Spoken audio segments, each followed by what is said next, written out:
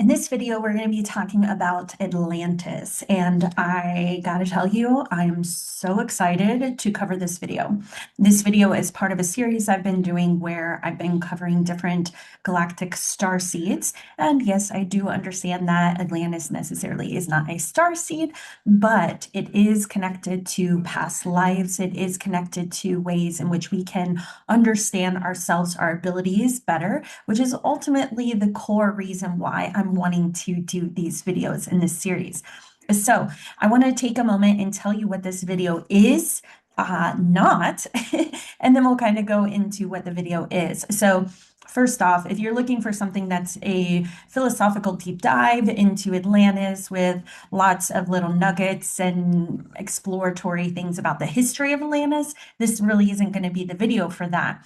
This video is for the person that is coming to me saying, "Oh my gosh, I've had this dream about Atlantis," or "I've always loved Atlantis. I've been drawn to movies or books about Atlantis. I think that like there's this soul remembering, and sometimes in my clients, I'll notice even they'll say things like, "I have a fear of water," or "I remember this experience of fear of floods." Now, it's important to note this is not the only connection to Atlantis because, like myself, I did not live during the fall of Atlantis, so I don't have those fears. But if you do have them, or fear of sudden loss of everything, that also can be a sign. So what is this video? This video basically is I'm going to help you understand how you can take that idea of being like, "Oh my gosh, I love all these things," and actually apply ways where you can find out if you have had past lives here. Now, of course,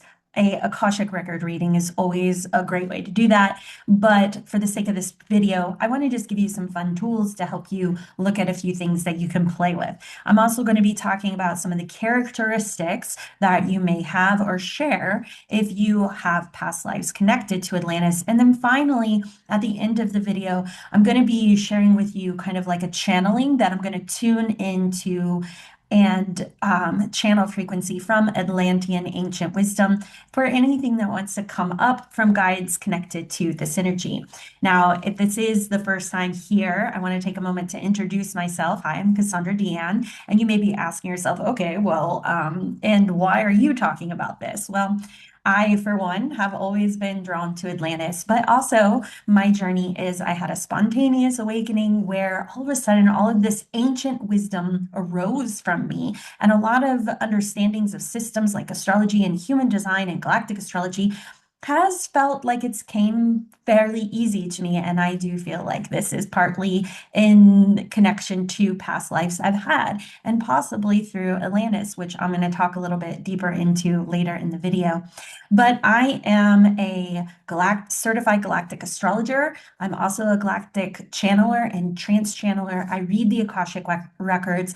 I work with a lot of clients in getting to understand who they are, because what I find is that at our core, there's aspects we experience, patterns, themes, behaviors, relationships, things varying now that actually are connected to on a deeper level of our soul's desired experience. And so my passion is having people understand the full essence of who they are, which is why I do these sorts of videos. Now, what is going to make this one particularly unique and interesting is in some of my past, I got something in my eye. My past galactic astrology videos have been talking about different star seed traits and things, and I've been able to sort of walk you through what that looks like and how you can look at that through a galactic astrology chart. Well, part of why this is different is it's not like you can necessarily pull up a chart where it so blankly says, "Hey, there's Atlantis that you are connected to." Like, for example, galactic astrology, you can pull your galactic astrology chart and see a conjunction to, Andromeda, for example, and say, "Oh my gosh, I've been an Andromedan." Then you can look it up and realize, "Oh my goodness, I actually have been an Andromedan." Where Atlantis in Lemuria ancient Egypt. Some of these things are a little different. Now, that said, there are a lot of key ways that you can find it in your chart. So this is going to be a more meaty video. I've actually put together a presentation to try to help you through the process. And so we're going to kind of look at that and go through how you can do that. And I'm going to give you some examples in my own life and journey. And then we're going to talk a little bit more about the galactic piece, and I'll channel traits and any information that wants to be known. All right, so that being said, I think the only other thing that I want to mention on this note is there are a lot of different ways you can look at doing this, in the sense of looking at your natal astrology chart for signs of past life, which is what I'm going to walk you through. There are many different ways to do this, whether it be through the chart or through, like I said, the Akashic records. I know I, for one, before I even got into any of this, very early on in my spiritual awakening journey, I had a astrology reading through Christopher Witecki, the founder of Serious Joy. He's a pretty well-known astrologer, really gifted at what he does. And his work always resonated with me. So I did a reading with him. And in that reading, he did say, you've had at least one past life in Atlantis where you held a significant role. And I can remember him saying to me that I had this position of leadership of sorts, and part of that contributed to this life. He said, you're so intuitive that you would be able to close your eyes and someone would say, is this white? And you would say, oh no, that's off white. You instantly would pick up on the difference. And at the time I thought, okay, what am I going to do with that? But looking at it now through my work, through trance channeling, this actually is the core gift of what makes what I do possible, is because I am very good at reading energetic signatures in a variety of different ways, whether that's through reading a client's energy signature and helping them see what's unseen, or channeling a galactic race and being able to tell the nuanced difference between various energy signatures or races that would come through and desire to connect with me. So there's many different ways this is played out, and all was connected in some capacity to Atlantis, which I found fascinating. All right, so enough babbling and chit chat. Let me pull up my PDF, and we're going to kind of start into the more meaty aspect of this. Okay, so we're going to be looking at how we can decide or see in an actual astrology chart signs that you may have had Atlantean past lives. So we're going to look at this starting off on a more over-encompassing area.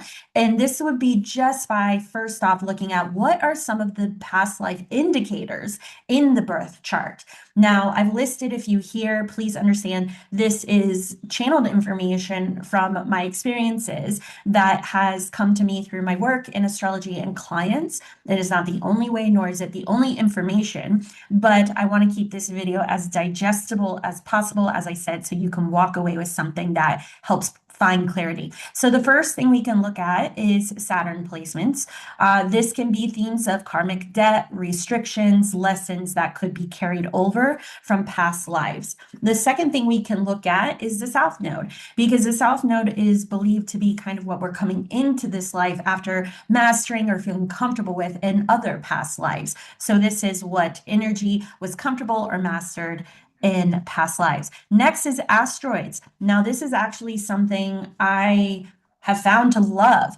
And asteroids, we can say in general here, are archetypal roles. They can note wounds or gifts from prior incarnations. Now, an example I would have of this that impacts me very significantly is that I'm trying to figure out where to put my little screen. In my natal chart, for example, I've always felt very drawn to Egypt, and more specifically, I've had a fascination or interest in diving into ancient Sumer. Well, there is an asteroid, many asteroids actually, that can help you see where you are connected. And it just so happens one of the significant ones is on my exact sun sign, the exact degree. And so when I saw that, I was like, oh, wow, okay. So it's not just a coincidence that I enjoy these things. It's actually cosmically connected in some capacity to my identity, myself, my interests, and what I have, wanted to kind of explore. All right, so asteroids are a great way. There's lots of them. That's a big rabbit hole, but today we're going to basically be talking about two additional placements that you can kind of code in and pull up in your natal astrology chart. Now, the next thing is the 12th house. This we can have, this is hidden areas, yes, subconscious, but it also can be connected to karma, things we're clearing, past life memories, things along that lines. Next, we're going to go to the eighth house here. There can be notes of any significant themes towards soul level transformation. This also actually, I know it's not listed here in the PDF, but this also is connected to karma, often as it relates to karmic connections, death cycles, and power. So this is normally ruled by Pluto, so it does come up as a significance that can notate any sort of past life information we're looking at. The next one I put on here is Waldemath or Dark Moon Lilith. And this is shadow material in suppressed soul experiences across lifetimes. So we're looking at kind of a shadow or a hidden or an under the surface or a not seen aspect. And so this can come up in different ways, as I'm stated here, through journeys that are carried through various lifetimes. The next one is Chiron. Chiron, many know as the wounded healer. So this is that deep wound that can be associated with the hero's journey. With this, if you think of it on a broader scope, when we say, okay, this is our deepest wound, okay, well, where did it come from? So I have found that often there is a carried over theme in other lives or past lives that help us into evolving and growing in our various expressions. And then the last one I've listed here is Pluto. And this is where the soul has experienced destruction, power, radical transformation. And this can, again, be themes. This also, I would say, could be themes not only for this life, but multiple lifetimes. I think for myself, that is very affirming in my own studies of my chart. All right, the next thing here, we're going to look at Atlantean signatures. Now, these are things that we can look specifically in addition to consideration of what we just covered. So when we're talking about this, some of the possible signatures we can look at would be first of any sort of Neptune and Pisces energy. So Neptune can be seen as ruler of the ocean and dissolving timelines. It has that depth quality to it. It's connected also and can be perceived as connected to collective memory. Strong placements for Neptune or Pisces can also show up often to people who carry memories because, again, normally Neptune, Pisces is in the 12th house, which we just talked about. That hidden, the subconscious, collective consciousness can all be seen as that. So it could be information carried over. And when we are considering it as it relates to Atlantis, we can look at this as either carrying along something, including possibly dissolving back to source, dissolving back to water, literally, symbolically, going or returning back. The next one I shared here is Aquarius and Uranus. And now this here, Atlantis is often connected with a sort of this technologically advanced civilization where things went awry and ultimately was destroyed, which is very Uranian. Now, that said, it's important to realize when we're talking about technology here as it relates to Atlantis, it was very Aquarian. It was cutting edge or innovative. They were very much into crystals and sound healing. One of the things I'll bring up too, which is interesting, that in my reading with Christopher Witecki, when he talked about this, he said that there was also a sort of a control through frequency of emotional manipulation, which we can even look at that in different aspects of I think even different ways that people have tortured or whatever, putting loud music, not allowing sleep, or having very calm meditative music. I love binaural beats, but I'll be honest, if it plays in the background all day, I'm probably going to feel like I'm in like a state of like hypnotic through most of the day. So these are some of the qualities that we can see when it relates to this theme of Aquarius. And also, though, there is that Aquarian energy that's like evolving. It's the water bearer. It's normally ruling the 11th house, which is a collective, so it's inventive and innovative, but in a collective theme. And then of course we can look at again Uranus and connected to the any sudden changes, which is also very much we can see this as part of the aspect of the sudden fall of Atlantis. And then the last signature here I want to mention is Neptune in Pisces. Actually, nope, that is an error in my title. Okay, this should say air and water. So basically, what I want to be noted here, the description is right. This is not, so ignore the title.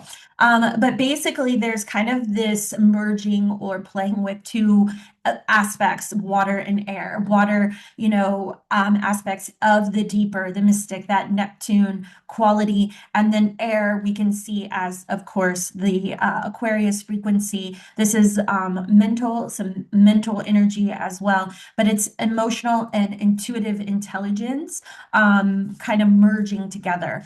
So a lot of times when people have past lives, they're connecting to Atlantis. They are themes around this subject, whether it would be healers or people that held positions of authority as priests, priestesses, or people that were working with the architect or the crystals and any sorts. There often is this theme that kind of blends together. So that said, we can look at this through any natal astrology charts that have strong water air signatures. Okay, next I want to just mention a couple houses of significance. Now, I want to point out in the beginning that the first three I'm going to mention, which is the 12th, the 8th, and the 4th, I'm sharing from a broad perspective of any past lives that we would explore. But I'm also adding the 9th house specifically for this reading, just because the 9th house to me has sort of that deeper quality, which we're going to talk about here in a minute. But let's start with the 12th house. So this, we can see this, the house of the hidden, the unconscious, what lies beneath the veil. Also, I said it's kind of like the collective conscious, Pisces, death. I also see the 12th house in Pisces energy. One of the things I see it as is a sort of a direct channel to God's source universe. So a lot of times people that have heavy Pisces placements or 12th house may be into the occult or have special gifts on a deep level as it relates to channeling intuitive astrology, occult type knowledge. Okay, so the other thing, I don't know if I read this, I'll just read it. The vault of past life memory can also be seen here in that collective pull, what the soul carries, but cannot easily see. The next is the 8th house. This is death, rebirth, and what persists or grows from transformation. This is normally ruled by Pluto, where the soul holds power and what survived across death cycles. The 4th house, or the IC, this is notating ancestry in the natal chart or roots of some sort. Also a foundation. It can have a foundational energy of it. This can be connected to large groups or pools of people, memory held deep within.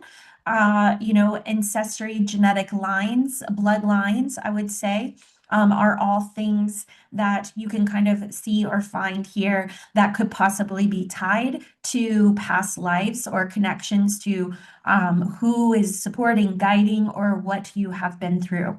So, for example, if someone had an asteroid, there's an asteroid we're going to be talking about for Atlantis specifically, and that code is 1199. I'm not sure if I mentioned that in my PDF. I think I did in the presentation. I'll have to check. But if not, the code is 1198. 1198. I don't know if I said. Okay, anyways, I'm getting sidetracked. So for example, if you had this Atlantis asteroid on your IC, I would say specifically, you have ancestry, you have history here. It is a very foundational part of your journey, your essence, your people. I wouldn't be surprised if multiple people were drawn to you that had strong feelings of connection to Atlantis because it's very much a part. I wouldn't be surprised if there was very intentional soul contracted incarnations that you have with other Atlantean beings, individuals that are supporting you in this life or you're supporting them. So it kind of has that frequency. And it also can be connected to what the soul calls home across time. So again, if in this example, you had that asteroid there, you could feel very comfortable with maybe Pisces, Aquarian type themes. But as I'm saying that, it could also depend on if you were a part of the fall. If you were a part of the fall, maybe it might not feel so comfortable, but it would depend on the individual chart. And then lastly, like I said, I added in the ninth house. The ninth house is higher knowledge, philosophy, far traveled truth, keeper of ancient wisdoms, traditions, and sacred knowledge carried across civilizations. Okay, now, and I'm going to just share with you a few things briefly using my own chart as an example, based on what we've kind of just talked about. And it may be hard, this might be a lot of language, so I'm going to try to present it as simplistic as possible. So I'm not going to read this verbatim, but I wanted to give you 4 examples in my own chart and what I've known of my soul's past lives, how this connected. Now, the first thing that I think is important to mention is that there is some galactic astrology that I'm weaving into this, which I'm going to cover after this slide a little bit more with you. But I have had a past life significantly that I have uncovered where I did portal work. Now, that has been interesting in reflection in this lifetime because my energy signature very much reads like people experience me as a threshold, a doorway, or a portal.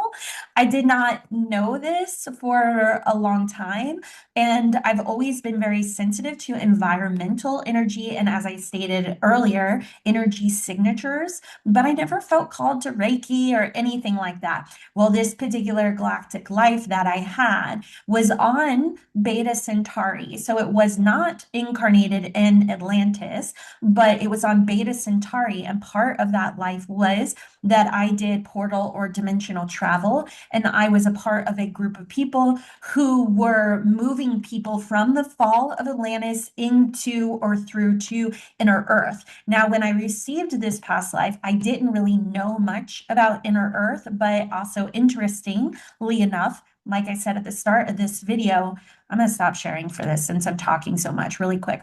What I started at the beginning of this video, I said, who is this person for? The person that's dreaming of Atlantis or watching videos or movies and interested. Well, equally so, I've been very drawn to Inner Earth. Some of my favorite movies are like, what is it? The Kong movie where he goes to like Hollow Earth. And anyways, I love that stuff. I've always been very fascinated by it. Well, in this galactic past life, while I wasn't incarnated at the time in Atlantis, I actually assisted in the transportation of people. And the Atlanteans that I helped in that process, I took to Inner Earth.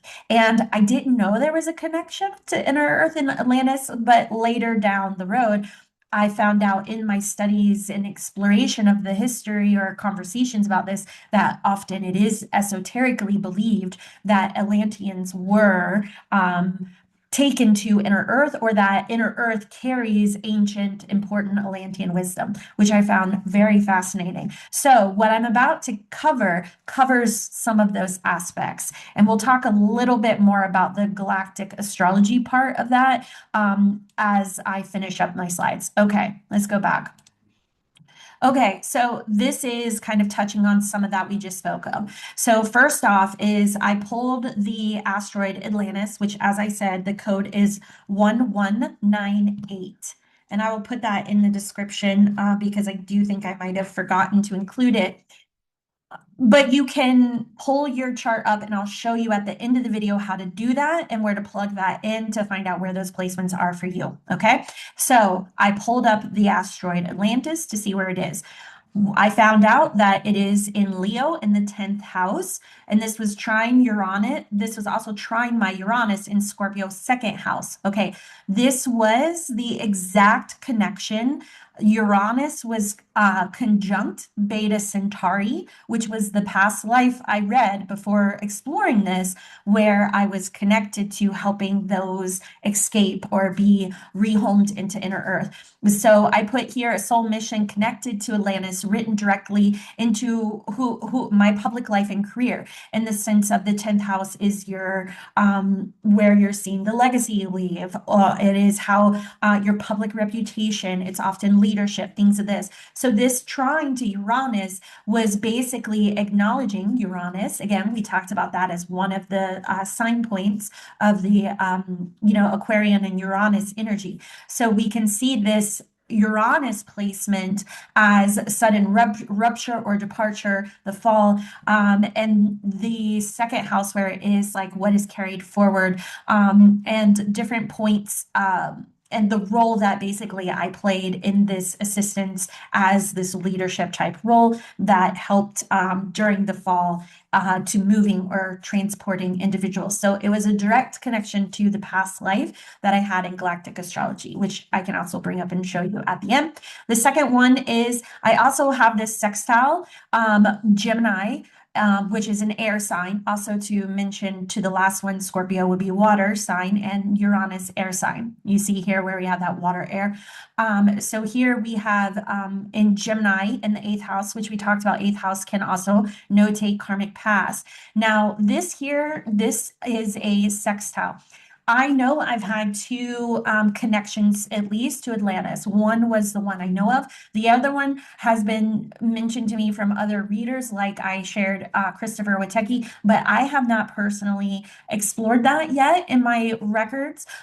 So what I'm gathering from this, though, placement is it says it's kind of has this symbolic undertone or meaning. I feel like this is definitely notating a karmic connection, a part of who I am. This is my chart ruler by the way, in my natal astrology chart, which also adds significance. And I talked about me in the beginning, realizing that I have this portal-like energy that was connected to my work with Atlantis. And I personally feel this energy as this Atlantean signature that is kind of playing on the undertone of how I show up in the world, how I share my gifts, how I am a door, a threshold in that way.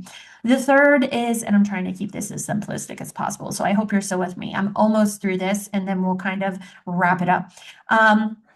I talked about Waldemath. It just so happens Waldemath is the exact degree of, again, that past life and is completely conjunct at 24 degrees, my Uranus in Scorpio as well. So this, again, to me, that shadow aspect, I'm seeing this a little bit in my life of, I can say I experienced a spontaneous awakening. I didn't entertain any of this stuff. And honestly, it was not very comfortable at first. And one more thing I'm going to share on that's interesting that I didn't realize until recording this video is that when I went back to see where Waldemath and where the asteroid Atlantis was in my chart at my spiritual awakening, it was interesting because the asteroid Atlantis was conjunct my Jupiter, which is interesting because Jupiter rules the ninth house, and I awoken during a solar eclipse in Gemini,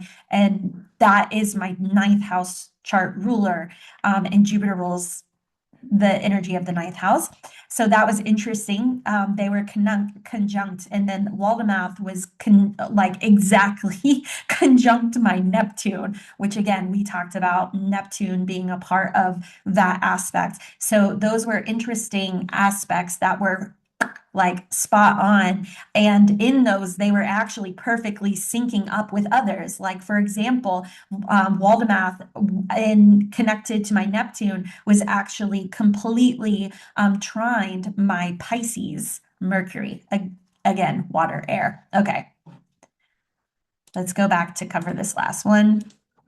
Okay, and then last thing I listed here is Uranus in my regular natal chart is trine my Mercury in Pisces in the fifth house. And this here I do see as highly connected to or tied to my portal work and how I shared in the beginning that that ability to read signatures and energy environmentally has been greatly assisting in my ability as a trance channeler and a channeler. Okay.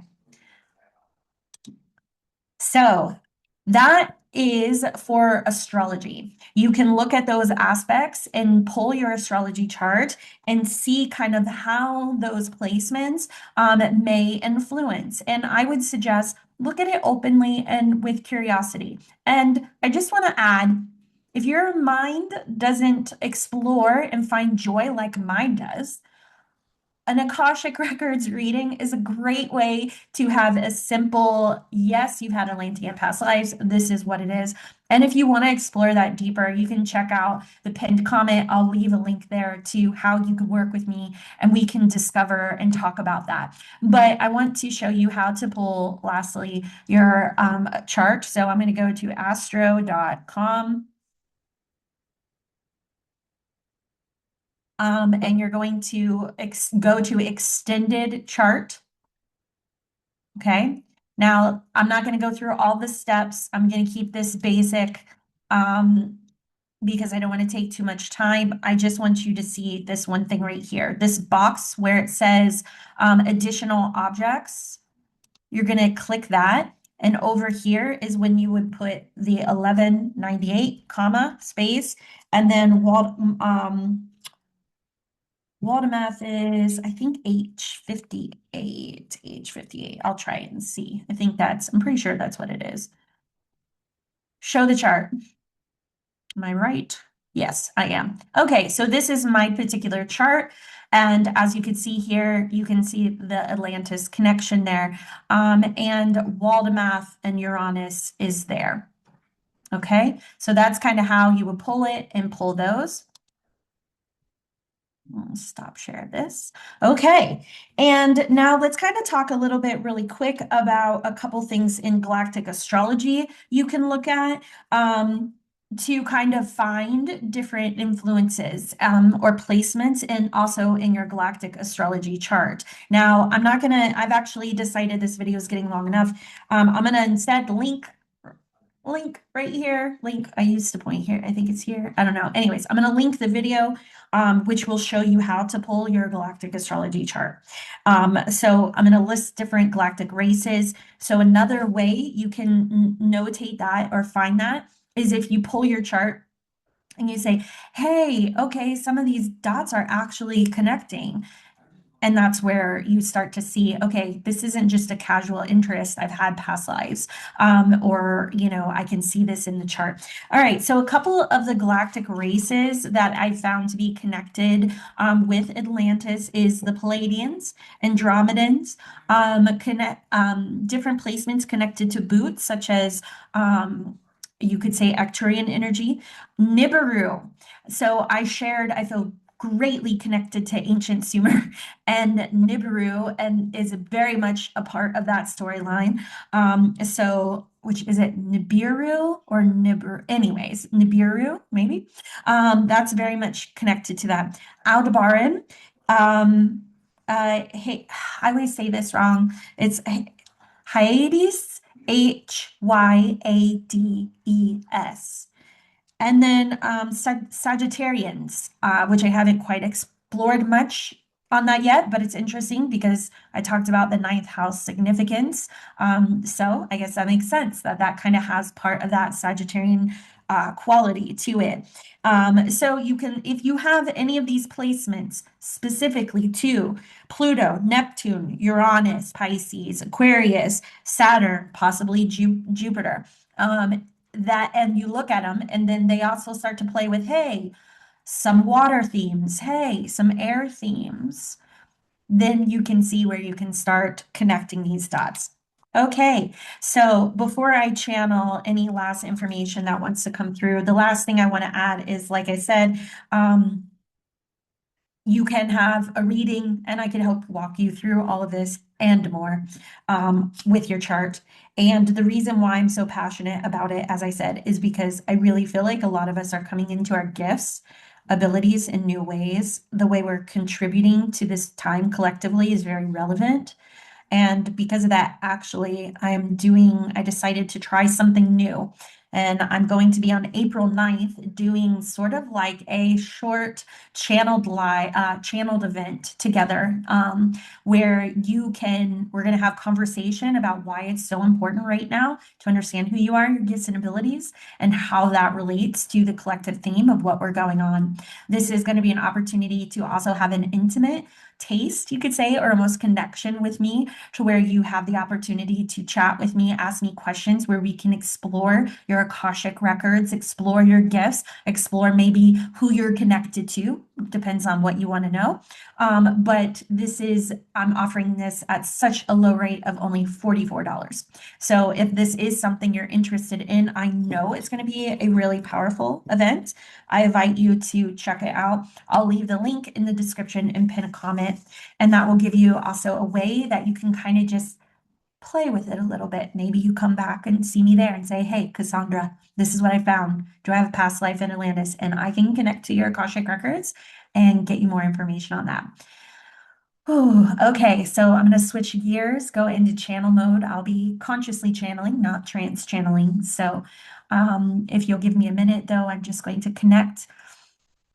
I always do a little prayer where I call upon Archangel Michael and ask him to be with me, to cover me in his golden bubble of protection, sealing in highest frequencies of love and light, asking that the information that comes through from the Atlantean guides, the frequency energy signature connected to Atlantis, would come through relevant for where we are now and what wants to be known. I invite you to just rest into your body with me for a second while I connect.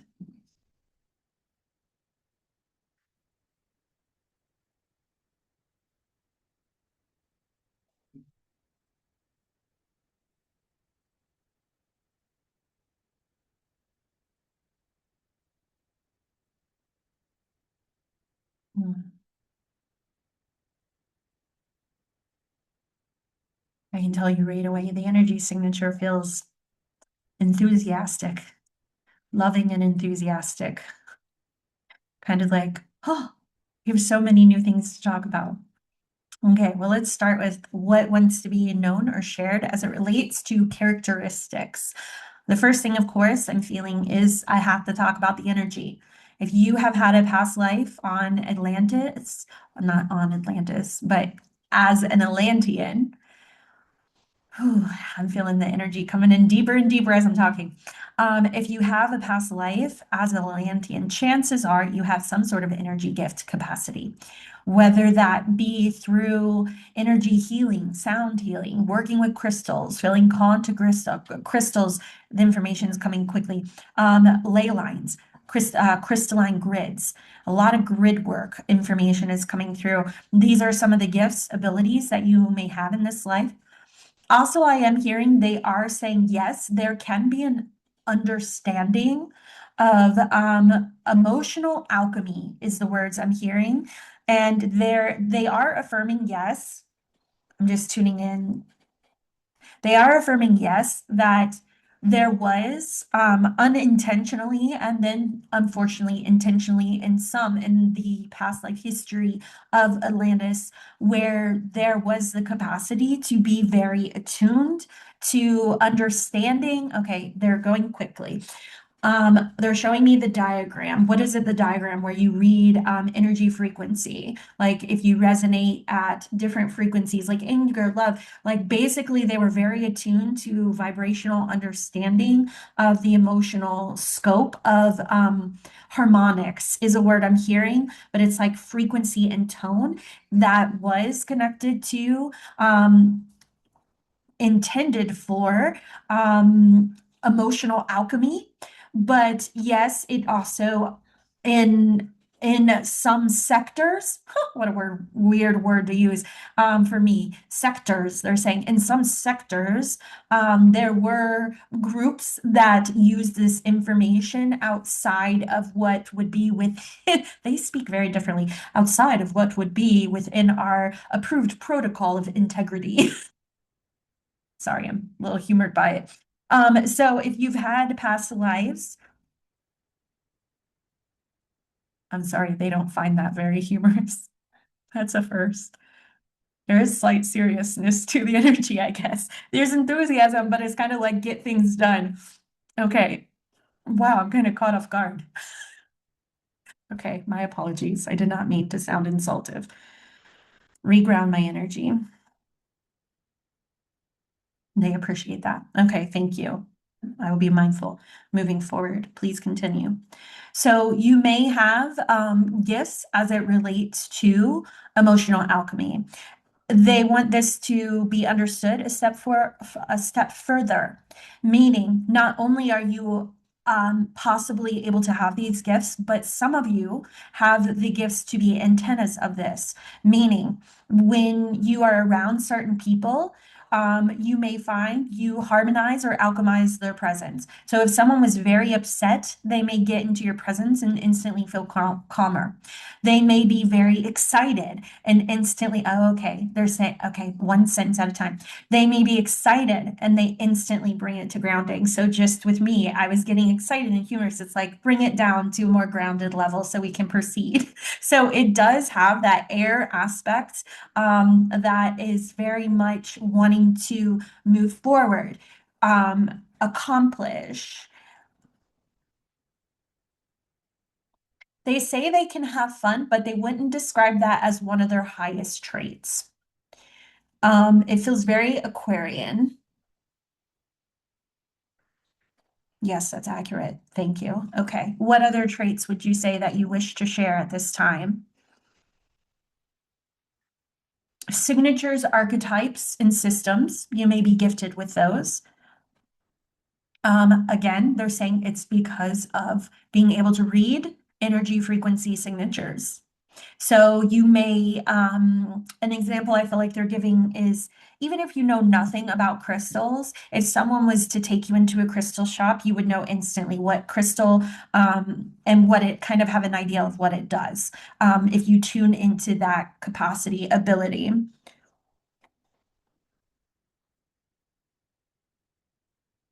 There's an overarching theme of energy connection. Color, gifted with color. Um, I'm hearing them say that if you if you've ever observed a piece of art that seemed extremely unorthodox but moving, that is their frequency. So if you feel like you work with different they're not saying abstract, it's very specific. Like, and I can almost see a painting I've seen, and I don't know if it's like a known painting. I'll have to look it up afterwards. But it was like it's I've seen a painting somewhere, and it's kind of like a face, but the face is like split. And on one side, it's obviously a face, and on the other side, it's kind of abstract. But at the end result, it's still the face. You know it's a face, but it's like communicating structure within unorthodox frequency transmission or trans they said that's good enough. Okay. So it's you may be an artist that sculpts, paints, most likely it would be an expression that is somewhere in that realm. Sculpting, painting, honestly, if I'm feeling it, because it does kind of have a defined medium or a structure about it, essence. I'm not feeling it's like, oh, you might be a crafter, you know. Um, Okay, they're giving an example. All right, fair enough. Thank you for that example. It's interesting because I am very artistic, creative, but not within those realms. But of everything I've explored and done, I'm very good in floral design and creating atmosphere and it being its own sort of expression that I've been told, especially that people can see my work, and people that have worked with me can say that's Cassandra. It has its own frequency. So they're saying that would be an acceptable example because it's not really abstract. It's use of color and design in ways that is communicating frequency of signature and creating an atmosphere. And part of my interest in my floral design and where I want to take it next is actually, this is making sense now, is actually in talking more about the language of flowers, the history of flowers, the frequency of flowers. Like the rose is said to hold the highest vibrational signature, what the color means. You know, like if you're, how can you weave your story into your flowers? I laughed because in studying this, my wedding flower was a zinnia, which represented like friendship. And it made sense in the end because there was anyways, it's irrelevant. But my point is the understanding of is your flowers telling your right story, or is the signal mixed? That's things that I'm presently exploring, and they're saying yes, that would fit into that category, because you're creating a container. It still has that structure aspect of it in transmitting that. I keep getting stuck on that word, but it's close enough, they keep saying, but in transmitting something energetically. Okay. I'm also hearing writers actually, which is kind of, so maybe, I mean, I guess that's not surprising. um Air energy. Writers, you may be a gifted writer, and overall a high capacity to be intuitive. There's a lot of ancient wisdom connected. And I think I'm hearing sacred geometry again. I think I already mentioned that, but just want to make sure that's in there because I'm hearing it again. But it almost has this like loosely intentional structural frequency to it. So those are some of the traits. There can be a dry sense of humor. I'm definitely feeling that after the little correction I got. There can be a little bit of a dry sense of humor I'm feeling. That kind of comes with this frequency too. Um, and I'm going to try to vocalize this because I'm picking up on some very unusual signature of love, almost like I wouldn't say tough love, but it's like connection's important. I'm feeling growth. They're saying growth. It's like tribal growth. It's like this connection energy that's loving, but it's not like kumbaya at all. It's like almost collaborative. Okay, it's the puzzle. They're saying it's the puzzle coming together. There's love and appreciation, but an understanding that every person has its part in piece. And the love frequency isn't overly expressive. So in this life, you might not be overly expressive in that capacity of expressing that, but it's more about the value of appreciating you're showing up with me, and together we're completing the puzzle. We're moving forward. We're growing. We're evolving. We're expanding. Yes. They said they liked that. Okay, good. All right.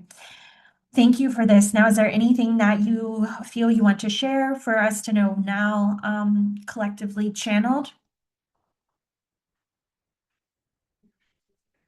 I'm feeling they're saying not necessarily, except for, and I'm trying to figure out how to vocalize this because it's almost like, because I keep hearing it's an injustice, it's an injustice. But what is coming through, it's almost like the frequency I'm picking up on is it's like if you had a toolbox. This is the best visual, I feel like, from the energy signature I'm reading. If you had a toolbox and it was full of all the right tools, but you're carrying that toolbox around and you're going through your day and you're thinking to yourself, gosh, I wish I had a hammer. And you're pulling, you're picking up a rock and trying to make a rock work, or, you're trying to like find other ways, but you're literally carrying the toolbox. That's the injustice. So what I feel like they're saying is those who have had past lives not on, and I think they're equally correct, past lives in Atlantis, have resources accessible to them. And now is the perfect time to start understanding that, because it's an injustice in a sense that you're carrying around your toolbox with you and you're not opening it up and taking it out.